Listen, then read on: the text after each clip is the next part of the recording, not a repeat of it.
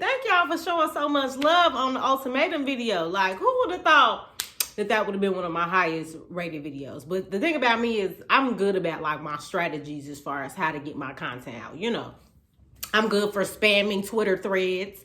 That's probably how you found me. So I'm glad that you're here and you ready to come along for the Keeping It a Buck with B ride. All right, so I'm not, again, I always be like, I'm not gonna hold y'all and then end up holding y'all. But look, so I'm gonna try to get through this finale recap as quickly as possible, just because I really like it. I lost steam. Like after we were so geeked to like see the finale and it came out on Wednesday, I was like, okay, I think I'm done. But like motherfuckers was in my DMs like, sis, where the part 2? Like you gonna comment on the finale? So I was like, let me go ahead and pull it together, you know, get my notes in order and really like give it to y'all as we wrap up this first season of the Ultimatum. So the first thing I'm gonna drop on y'all is, so I happen to know a little birdie who works for who is a casting like agent / producer, whatever. And this person casted some of these couples on Netflix, The Ultimatum. And so, because, you know, I know her, I wanted her to see. If you haven't seen, so make sure you follow me on Instagram and on TikTok at @BringItBrat_. I did some little TikToks to go along with the Ultimatum, and people really vibed with that. So if you saw those, thank you for supporting and coming along to check out the channel. So I sent her my TikTok videos, my reels, and she loved them. But so she gave me a little insight. I'm gonna read y'all what she said. Okay, so just for some inside scoop, the reason the people are so young is because it was a hell of a show to cast, and most of the people we found in Austin who were at this stage in their lives were young. People get married young in Texas. I promise it wasn't intentional on Netflix's part. A lot of how the show is made and happens is all through the casting of it. Also, once you go with a few younger couples, you have to make them all younger so they feel comfortable around each other and attracted to each other. You can't stick 30 plus people with 20 somethings. Next season, you'll be surprised to see it's an all queer cast and the people are older for sure. So this made a lot of sense. Just because like location, proximity matters as far as some of these standards. So yes, people in Texas, baby, in the Bible Belt, they down there getting married young. So I'm not completely shocked at the idea of like, okay, so we might have to tweak some of y'all ages. Because of course, after my TikToks came out, people were saying how, you know, apparently Lauren was actually like, she's 30 because she has a 1992 tattoo. I think Alexis was just a smidge older, which we guessed. But it made the more sense. I mean, I wonder if the castmates knew each other's real ages or if they just had to lie to everybody so everybody, you know, got slushy and comfortable and, you know, stuff like that. However, I mean, I guess it just, again, depends on the city because 20-somethings and, well, I ain't going to say 20-somethings and 30 plus because 30 plus in Chicago, they be on their own little type of time, got their own bars, all types of stuff. But yeah, so I just thought that was interesting and I wanted to share, you know, little nugget for some of us behind the, you know, that are watching that want to know, like, why are these couples so young? I'm also very much looking forward to the all queer cast. I think that is going to be groundbreaking for TV. We see a lot of these reality TV shows and nobody really focuses or showcases LGBTQ couples. And I don't do no phobia on this page, okay? So if you got a problem with it, you could bounce. But I'm really interested to see how that gets down and the fact that they're going to be older. So shout out to the Ultimatum for giving us something to talk about, something to watch. Okay, so let's go ahead and get into this finale and this reunion. So I'm going to go with my finale notes first because, of course, things change the moment you start watching the reunion. So this is what I had to say about the finale. I told y'all that, sorry y'all. So I told y'all I felt like Shanique and Randall, I didn't tell y'all this. I actually said that I wasn't sure if Shanique had showed enough to get Randall to stay with her. But they worked out. And I did feel like deep down in my spirit, if it was any couple to walk away together, it would have been them. They seemed for the most part were like devoted to each other. So yeah, I was happy to see the proposal worked out. Baby Randall had me a little shaking in my boots. I like crying and stuff. I'm like, oh, he finna ask. But I was worried. I didn't know where that was getting ready to go. I will say when she cried, baby, that makeup didn't move. I need the details on the setting spray. Did y'all see her makeup? It was still flawless. Okay, tears falling down, nothing cracked. And you know, I think that I know Randall didn't want to come on the show, but I feel like the show showed that sometimes these men, they need a little push. They need a little nudge in the right direction, or they will sit and stay stuck and complacent and do what's comfortable. I feel like the show kind of proved that. So let's move on. What else did I say? I feel like I was not surprised that Jake said no. I think that we all kind of saw that coming, that him and April had kind of been growing apart. He had come to more realizations, I think, about the fact that, you know, he's finally out of the military. He done got exposed to what it would be like to date somebody else who is more compatible with him. And he's curious about how that will work out. So he ready to hit these streets. But I think the experience really gave him an opportunity to get out of his emotions that he had for April and see the bigger picture of like, bro, I probably could do something a little better, a little different. I am glad to see that April said that, you know, she wants to focus on letting life come to her, because I do feel like as people, we have all these plans. We have these arbitrary deadlines of how we think we want something to go. And life is funny in that way, where it be like, nah, girl, that's not finna happen. We not doing that right now. Maybe later, but you got something else that you need to focus on. And so I think that was a big moment in showing like her growth of like, because what I feel like is, if you go into the next relationship beating down a man about wanting to be married and kids, you're just gonna run him away. Unless that man is really like coming through the door on the same type of time you on, most men are not going to be receptive to that. So either way, like, I feel like in general, April has to figure out, you know, what are her options long term for having kids, and what could that possibly look like with or without a partner.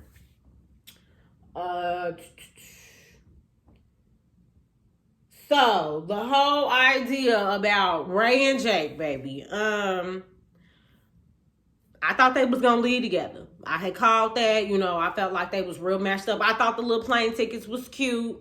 I feel like, I know people were on social media saying how like they were making jokes about how Ray and Jake were like, oh, we have so much in common, and it was like the most basic stuff. But I feel like one thing that was very clear in the short time that they were together is that it was kind of easy. And I think people get confused when we say like, oh, love isn't supposed to be easy all the time. But relationships, for the most part, should be a little easy. I shouldn't feel like I'm trying to force a square into a circle. It should flow. We should be aligned.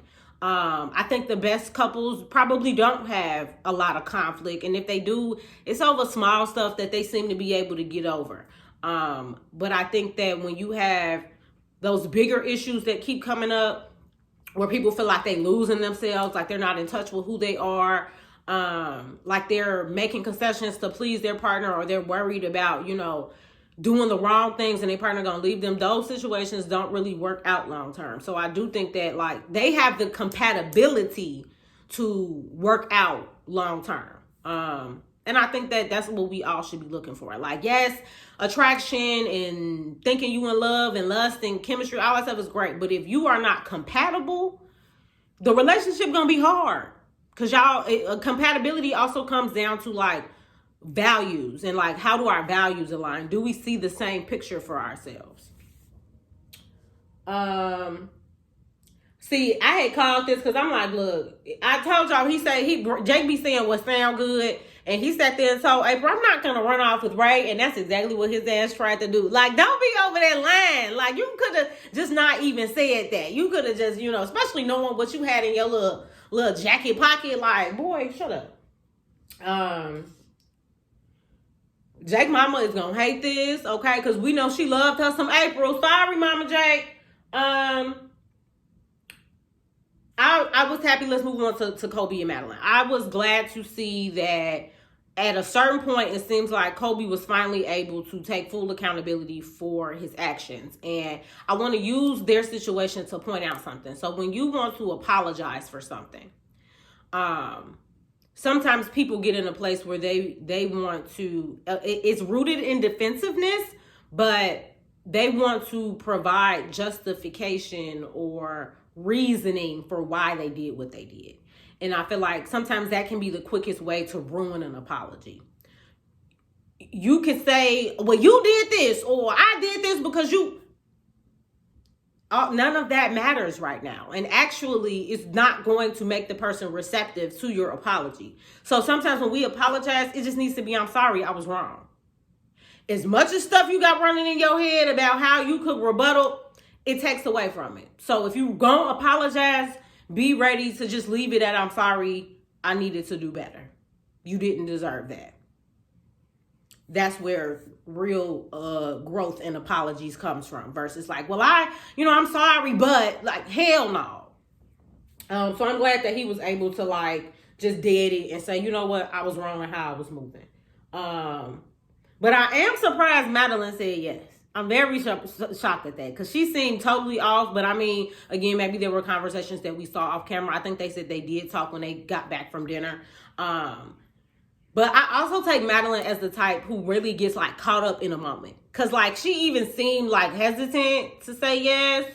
And I think that if you go with like what feels good at the time, but I mean, yeah, that's cool. But if it's not what you've been wanting, then you playing with fire. So we'll talk more about them. I feel like Kobe was pushing and trying to get married the same damn day. Like, chill out. But I guess he didn't want to leave no time for Madeline to be changing her mind. He said, look, she's already said yes, so we're going to go ahead and get this the fuck over with. But one thing I will say about Kobe is I feel like he is going to be more than devoted to her. And I think that that's the nice part about their relationship. And I think that's what every woman wants, is a man who love her down, dirty draws and all, like somebody you don't have to question that love for. And I think that's why that old saying is like, find a man who's more in love with you than you are with him. I think that's why it exists, because you see it in their dynamic, where it's like, it's been times where Madeline was like, we don't even think she liked that man. But Kobe was serious about Madeline from start to finish, even in his little frolicking, so I will say, and I was going to talk about this when we got to the reunion part, but I'll throw this in there now. I feel like hearing his explanation about, the fact that him and April didn't really have that romantic connection. And so the two of them sought relationships outside of that. I think somebody commented that on my last video. I do think that, I understand that that's valid, right? Like, you feel like everybody else is getting this experience to date and frolic, and you not dating really and frolicking. You just got a roommate. So, yeah, outside of that, I think that Kobe is not going to play about Madeline. And that's what all women want at the end of the day, is a man who's just not going to play about them, okay? All right, let's get to this reunion. Okay. Baby, I noticed this after I did my TikToks, and then again when I watched it, it's something off with Alexis's part. Is it a bad you part wig? Like, I don't know exactly what's going on, but it's like the part be here, and then the next part of her hair start over here. Like, I don't know. They need to figure that out. It's not adding up. Baby, when Kobe and Madeline walked out with that pregnancy, I don't know, y'all. I just felt, I know I talk bad about them, but I felt a different energy coming from that screen when they walked out. It just screamed like lilies and sunshine and country lemonade, and I don't know, it gave me the bees and knees. Like, I really felt like they came out as a unit. They look good. They look happy. Like, not no fakeness neither. Like, I felt like it was really good energy. I'm going all for looks, because of course these notes go in the order in which the show was happening. So as soon as stuff popped up on my screen, I was like, hold the motherfucking phone. Jake What the fuck is that on your head? I want these men, black men more specifically. I mean, he have something. Let go of these top head braids. Let it go. Why would he's such a good looking guy. Cut it off. We want low Caesars with the deep waves. Even the little curl he was giving. Like, why would you do that to yourself? He need to cut that shit off. I think it was hilarious, and it was very good that they highlighted how many times Nate ass was talking about the damn kids and then got to the end talking about, it's okay, I don't need them. The math not mathing. But I like to hear that they went to therapy and they came to this, consensus that they're going to go for one child. I think that that's a good agreement. I really hope that, again, they worked on the pieces of their relationship that caused Lauren to be hesitant and address how is Nate going to address these hesitancies that she has, these concerns about, potentially being married with and being a single mom. No, don't nobody want that.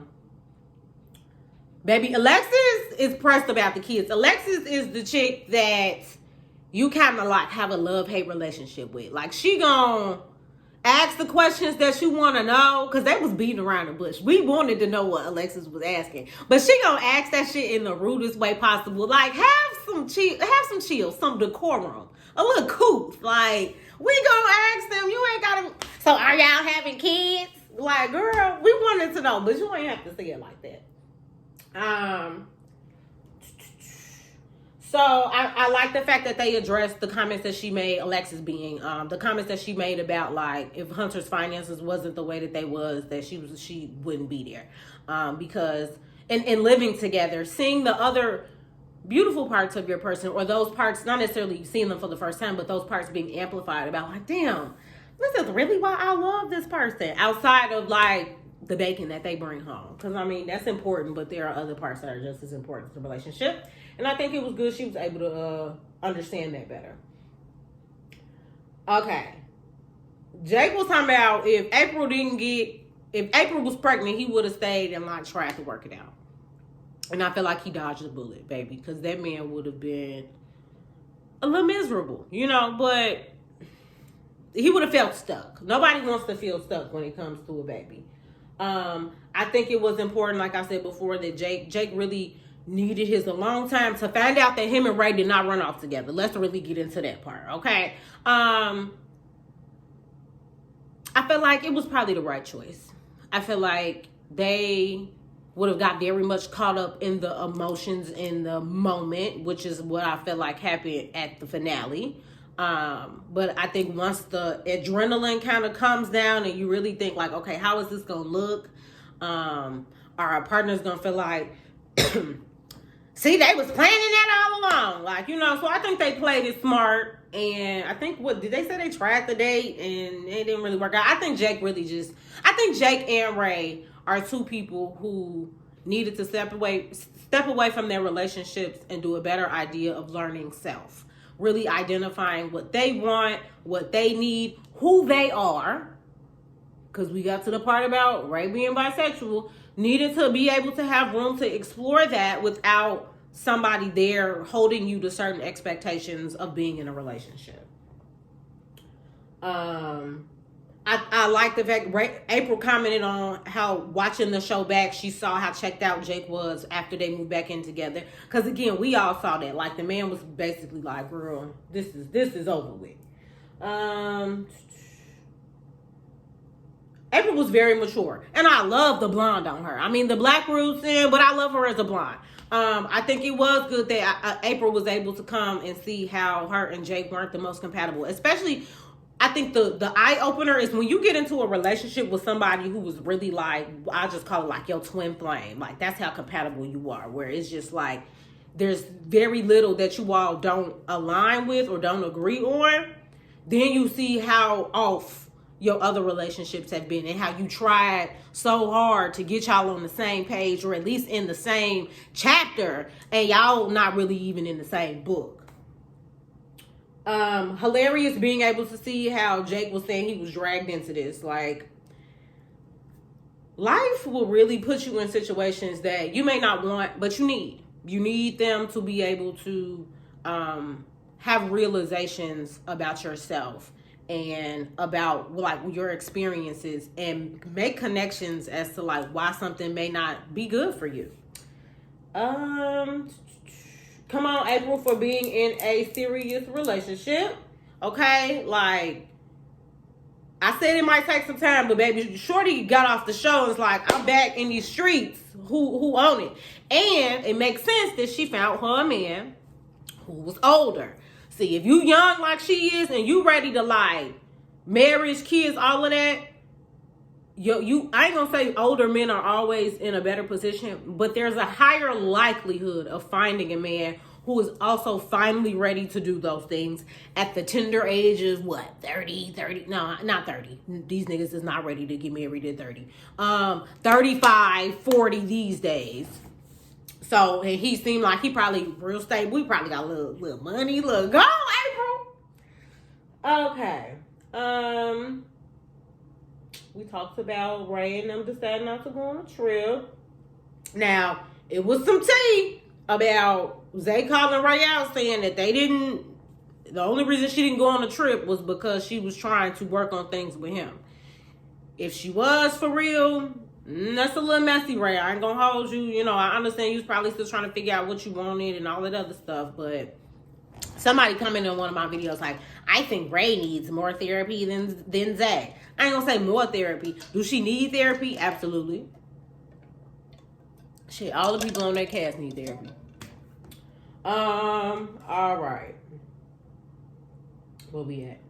So I thought it was really insightful that Ray was able to recognize her own behaviors and understand how she did not give Zay everything that she could have while in the relationship. Now, we do know that there are things that probably prevented her from being all in, but to be able to look at somebody you was with and say, yeah, I shortchanged you. I should have gave more. I should have been more invested. Like, does it change anything? No, but sometimes it's good to hear that acknowledgement of like, you're not crazy. Like, it's not that I'm asking for too much.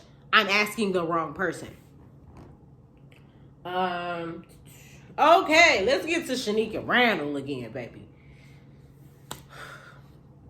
Now, I don't like to talk about black women hair because I know, you know, sometimes things don't work out the way that we planned when we got up in the morning or we sat in that person's chair to get our hair done.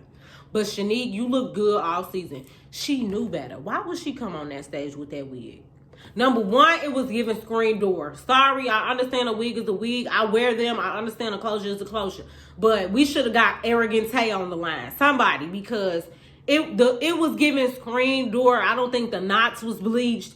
And then it was stiff. It just wasn't a good wig. I don't think it was her color. Now, actually, no, I'm gonna take that back. I don't think the roots were her color. But like, had she did like a bust down part straight, 20 what length we giving? 26 inches with that blonde? Oh, that would have hit. But baby, them curls, it was giving. It's Easter today. It was giving Easter Sunday. So the baby hairs wasn't swooping the way that they needed to be. Whoever did that needs to be fired. So it came out, Shanique was very honest with Randall about the fact that she got physical with Zay. And another thing. So I saw people on social media speculating about what actually happened. To me, I felt like they had sex. I just feel like the cameras caught the foreplay part of it. But somebody said it was only a hand job. And I think that is the dumbest shit I have ever heard. Because as two grown-ass people, y'all both fine, y'all both sexually frustrated, it's chemistry. Are you really going to stop at a hand job? Doubt it. I don't believe that. So, yes, it was good that she was honest. Of course, Randall, like, I could have lived without that visual. I would have been like, baby, cover your eyes. You don't want to see this because you're not going to be able to let go of it. So, good. Randall is a mature ass man. I don't care what nobody say, but Randall is a wholesome human being. And I won't take no Randall slander. I feel like when it comes to finding a good man, He not gonna have everything. Men just don't have everything. I mean, nobody has everything, but men really, like, you be having to figure out what you can take and give. And I feel like Randall is gonna be as close as he get. He in touch with his emotions. He's not afraid to show that his love. He loves her. He dresses well. I heard somebody say his pants need to be a little longer. I get that. But he's a nice guy. Okay. So Zay was dead ass wrong for not telling Ray about what happened, because you knew that y'all was gonna watch this and you knew it was gonna come out. So look, Shanique was like, you're not gonna catch me up. I'm gonna tell you through the gate before you can make any other decisions about this relationship. I'm gonna tell you what happened. And that's the way to go, because you don't want to get caught up later. And that's exactly what happened. I was glad to see that Ray did not take her anger out on Shanique. I do understand how it's uncomfortable to form a friendship with somebody and you don't know that somebody, I mean, she knew they dated, obviously, but she didn't know how far they went.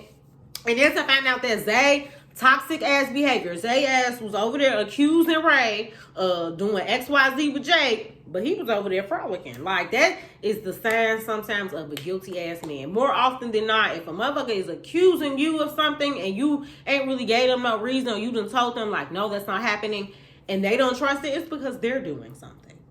Projection. But Ray grew her balls. She put her big girl panties on. She was not playing with Zay, because Zay was ready to jump in with what? No, shut up and listen to what she got to say. She was fed the fuck up. And I think that that's something you see about yourself, is when you get out of a relationship that dims your light or doesn't have the space for you to speak up, then you start really, like, you might even get a little, be on the more aggressive end of it, because now you got the freedom and the extra oomph to feel like, okay, I got a lot of making up to do, and I'm going to tell you about yourself, and you're going to sit here and listen. Okay, so I was surprised to hear that Shanique and Randall broke up for 6 months. But actually, no, I'm not. And I'm going to say this because one thing people have to realize, and we talked about this in the video I just did with my friends on being a divorced millennial, is before you get engaged, before the wedding, before the marriage, if there are foundational issues in your relationship, when you propose to somebody, those things don't just go away. When you get married to somebody, them things don't just go away. They're going to pop back up. So I hope that in those 6 months, they did some therapy alone, separately, to really get a better understanding of self and the things that they need to work on as individuals before they can come back together and be in a relationship and have some sense of success in that relationship. I tell couples all the time, I can sit here and I can work with y'all together, but if I'm seeing very big things that you all need to work on in individual spaces, the couple shit is not gonna work. It's not gonna happen. It's just, we're gonna kind of move a little forward, then we're gonna move back. Then we're gonna move a little forward, then we're gonna move back. We're gonna sit in this very much same space because the core issues are not being addressed. Because we don't do that in couples therapy. It's about the couple, not about the individual. But yeah, I think they needed to slow things down, go figure that shit out. And I'm glad to hear, they came back and they want to get back together. And last but not least, baby, the fact that Kobe and Madeline are doing the best out of everyone, it kind of speaks to the kind of couples that they picked. I mean, I feel like the people behind these shows, they know who's going to bring the drama, they look for bigger personalities. Even like with the men, right? So the men may be a little bit more laid back, like Alexis and Hunter. Hunter is very much kind of quiet to himself, but Alexis is the mouth. So they gonna book them just off of Alexis. Like them, that's what casting people be looking at. So yes, kudos to Madeline and Kobe for showing everybody how it's done. All right. But that's it. I hope, that we can come back together. Keep watching my videos. Tell a friend. And let me know what you guys think in the comments. Let's talk about it a little bit further. Anything else that you guys noticed that I didn't talk about? Like, give me some insight. And yeah, I hope you guys have a good rest of your day.